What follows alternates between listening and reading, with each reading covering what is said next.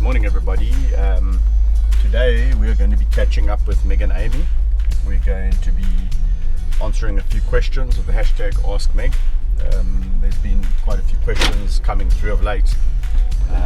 It's been busy over here at the sanctuary, I'm not going to lie. I haven't had a lot of time to even film, so I thought let me start the week off on a good note, get out here really early and ask Meg a few questions. I'll just sit with her and fire away. Stay tuned and I hope you enjoy today's installment. Oh, there's Meggie stalking me. Amy, or is it Amy? Always better to get in here before they come running up. Oh! Hello, my girl. Hello, goodie. Yeah, you got some energy. You got some energy. Hey, you got some energy.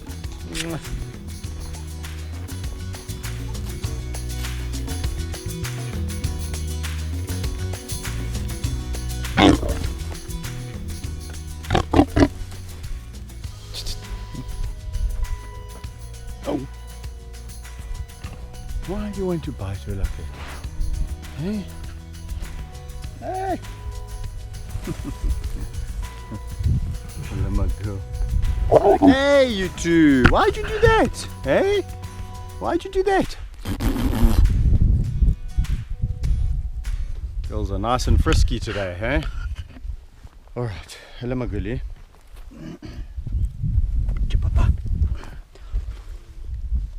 Okay, so the first question that's really come in, it's actually been on the list for a long time, is people asking me why is it when I'm with the lions do I make that wow, wow, wow, wow. Why do I make that sound? And the reason for it is really that's a friendly call that the mother or lioness would make to call her cubs when they're young. So ingrained in them, in this memory, is this sound of wow, when they were cubs, and also the reciprocation of the mother. When the cub calls, she would call back in the same kind of call. So it's really just a way of communicating and of saying to the lions, hello. Saying, hello, my girlie. How are you? Wow! And then she goes, oh, okay. I know that sound. That's familiar. That's probably Kev. And then there's this recognition, because I have covered it before. Lions generally use all five senses, just like us. The senses obviously being smell, sight, touch, taste, and hearing. So the audible wow is part of that. And then when obviously it worked like a treat with calling Amy. So then obviously once they hear that sound and they know that it is Kev, then when you come up to them and they can feel your touch, or they can smell you, or even they can mouth you or taste you, that's the other senses that they are making use of. So they don't need to use all the senses all at once. But generally speaking, they use a few of them at a time, and yeah. So that's the answer to that question. I hope that answers that question. Why Kev is always walking around going wow, wow, wow. And when you see a little lion cub in the bush, you will hear it if it's lost or if it's trying to find its mother. It's the same sound it's going to make. So the next question that's come in for you, my darling, is, you know, all these lions pretty much have a relationship with myself. So why don't I just take all the lions and put them all in one big, massive enclosure and just feed them all once, clean once, and have to only deal with one nice large area for the lions to all get along. Yeah, I mean, it would make my life a lot easier if we didn't have all these separate enclosures and we actually just had one big area that the lions could all just live in. So it's the answer to that is pretty simple. Is lions generally past a certain age are not really that accepting of other individuals. They reluctantly will accept males into their groups in the wild. It's not like when a new male comes along and ousts the old pride male, that the whole pride is so receptive of this new boy on the block or this new kid on the block. It's actually quite a stressful period. So lions generally don't like to have change. Sound familiar, hey people? So what happens is once past a certain age, it becomes extremely difficult to put groups of lions together, and the ratios also need to be right. I can't just stick 20 male lions in with, say for instance, 10 females. That's not going to work. There's going to be a lot of fighting. There's going to be a lot of fighting for dominance, for food, for territory, etc. So it's a lot more complicated than that.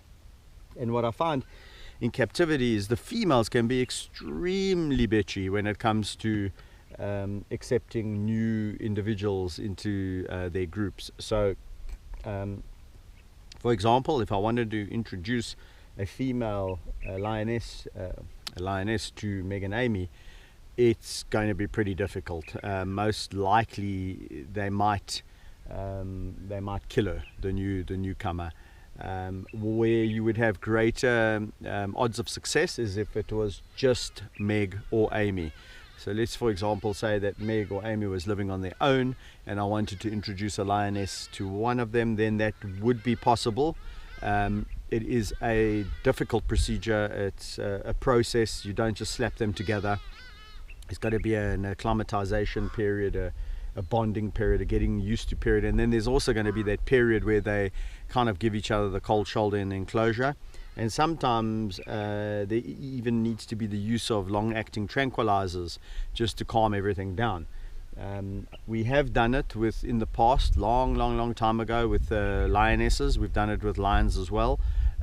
It works sometimes better with certain groups, and then you think, okay, you kind of know what you're doing, and then what happens, you try it again and boom, there's a bad injury, or there can even be fatalities if you try this. So there's a very good reason why in this sanctuary we have groups of 2s, 3s, 5s, sometimes 6s. In the past we've even had more than that, you know. So it is a difficult thing to do, generally speaking. If the lions grow up together or as young cubs, then it's no problems. But even having said that, we've had it. Hey my girl, you know we've had that. We've had it where lions have grown up together and then they get adult and they get to a point where they are no longer tolerant of each other, and certain individuals start to get on each other's nerves. And because it is captivity, they can't really get away from each other because they've got to eat in close proximity together. They can't exactly go on a walkabout, and then it becomes quite tricky, and we sometimes have to intervene. So I hope that answers that question. It's not a simple thing, and that's also the reason why, if you look at these lions and you ask yourself the question, if they don't accept each other as the same species, then it makes absolute sense why they wouldn't accept another human into this group. Because Meg and Amy would see me as part of this group. I've grown up with them. We've spent a long time together. It's almost, I think it's 16 years now. So that is a long time of bonding, of day-to-day relationships, and so they see me as part of their little pride. And if you now try to bring another individual in, they just don't see that person. I'm talking about a human here. They would not see that person as part of their pride, and it would end in tears. It wouldn't end well, and that is the reason why I say you can't just allow people to go with adult lions from group to group. It just doesn't work like that in the mind of a lion. So I hope that answers that question. So this is a question that comes up quite a bit. The question is, how much do you eat, Meggie? Whoa, talking about food, and she starts to yawn. Ooh. So how much do you eat, Meg, and how often do you eat? Okay, so the first thing we need to do is go and look at what lions do in the wild. So lions will generally get up in the early hours of the morning if they haven't been successful the night before and try and hunt. And if they're unsuccessful, they will then rest during the day, and then they will get up in the evening, and they will also then try to hunt again. Naturally, they're opportunistic, so if they're lying about in the day, in the heat of the day, and an impala or a animal like a wildebeest or whatever comes wandering along, naturally they're going to spring to attention, and they're going to try and kill it and take it down, because they are opportunistic, and they don't let opportunities knock more than once. So the interesting thing, though, is that lions are not the most successful hunters, and if you look at their success rate, it's probably a kill is results from probably 1 in 5 hunts. So every time they go hunting, it doesn't mean they're going to be successful. So if you take that and you look at it over a period of a week, they're probably making 2, maybe 3 kills in a week, and then that food is then got to last them. It depends on how big the pride is. It depends on if it's 2 individuals or if it's a group of 9 or even a group of 15. Obviously, the bigger the group, the bigger the prey, or the more frequently they have to eat. So if it's a smaller animal, like let's say for example a wildebeest, 2 lionesses, they could eat it. They will then not have to get up and go hunting, because they will be full and satiated, and they will sleep that off. Hey, my sweetie. So they sleep it off, then they start to get hungry again, and then that motivation gets them up to start the whole process over again. So if we look at it in terms of kilos, it probably equates to them eating twice a week. So over here at the sanctuary, we tend to feed the lions twice a week, and we tend to then look at the body type of that lion. We don't just blanketly apply a weight of amounts of meat because a lion looks a certain size and it's a female. We don't just blanketly say, okay, you must get 12 kilograms per feed or whatever the number is. We work it out. So over the years of getting to know Meg and Amy, getting to know their metabolism, we then start to figure out an amount of what suits their diet, so that they don't gain too much weight. So Meg and Amy are probably nowadays eating about 10 kilos per feed, maybe a little bit less, and that all depends on how much exercise they're getting. Hey, my girl, how much exercise? Because you know, if they go running out and they've got an active week, then obviously they're burning more calories, so we could potentially feed them a bit more. But if they're sedentary and they're not doing enough exercise, hey my girlies, we then tend to cut it back. And also the last bit of interesting information is that because of the fact that a lot of the lions here at the sanctuary have been on the contraceptive implant, we also got to watch out for weight gain, because that tends to slow down the metabolism too. So it is complicated, and I say to people a lot of the time, captivity is not the ideal. It's not the ideal from a perspective of exercise. It's not the ideal from a perspective of dynamics. It's not the ideal in terms of what they eat. It's not the ideal in terms of their mental stimulation. It's just not the ideal, and hence why one of the questions that often comes up with the hashtag Ask Meg and Amy is why don't I breed? I have tackled that on several videos, but again, a good reason is that we don't really want to perpetuate lions in captivity, because it is a complicated thing to keep these large carnivores happy in a captive environment. It costs a lot of money, and it is you know, I read and hear many of the scientists out there saying that there's no conservation value to a captive lion, and in part I agree with that, because by their definition they're talking about conservation value in terms of direct value. they're talking about, can this lion here, can Meggie contribute to the population of wild lions out there in a beneficial, positive way? And the answer to that is no. But can Meg contribute to lion conservation via a video like this? The answer is yes. So I disagree quite strongly in a sense with that blanket statement that captive lions cannot contribute to conservation, because if this lioness here changes your view out there about lions, their numbers, what they're facing, and that changes you to want to make a difference and get involved, and maybe you become a researcher, a scientist, or a contributor, then Meg has definitely served her purpose in terms of wild lion conservation. So education is important. You'll always hear me talking about education, and you'll always hear me banging on about it. I believe the future of conservation of these animals is in the youth, and I've seen an upsurge in the youth. I've seen the youth passionate and excited and wanting to make change, and I've seen the youth also wanting to tackle things from a different perspective. They're not scared of trying new things. I think what happens when the people get to a certain age, we get stuck in a rut. This is the way we do it, and we just continue down that path. And so hopefully the youth are inspired by this beautiful lion. Hey Magali, hey Maggie.